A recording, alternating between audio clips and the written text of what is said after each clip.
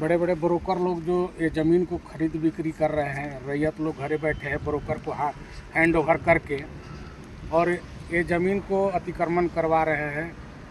और ये ज़मीन जो है 2011 से इस माइनर इरिगेशन के ज़मीन पर किसी का कोई अतिक्रमण अवधि नहीं आया, मगर 2011 के बाद से जो है कि अतिक्रमण शुरू हो गया। नहर हो गया, नहर में भी लोग जैसे माइनर इरिगेशन सबको पेमेंट दे चुका है, मगर उसका लगान कम नहीं किया गया।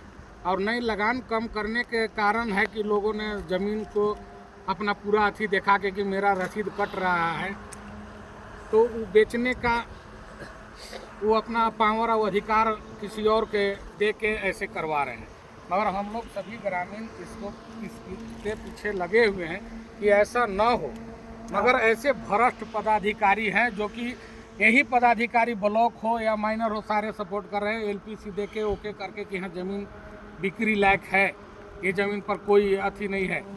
मगर हम लोग बताइए कि क्या करें। आप जिला प्रशासन से क्या मांग करते हैं? जिला प्रशासन से मांग करते हैं कि इस चीज़ को कम से कम देख के धरातल पर आके कम से कम किसी को भी एलपीसी चाहे एनओसी दे, बेचने का पावर अधिकार दे। प्रशासन जो है, मान लीजिए जिला प्रशासन अगर इस रवैया को अगर बढ़ावा देते रहेंगे तो हम लोग लास्ट में जितना किसान हैं सब हम लोग आतुर होकर लास्ट में हम लोग को रोड पर आना पड़ेगा और उसका फिर निराकरण उन लोग को देना पड़ेगा।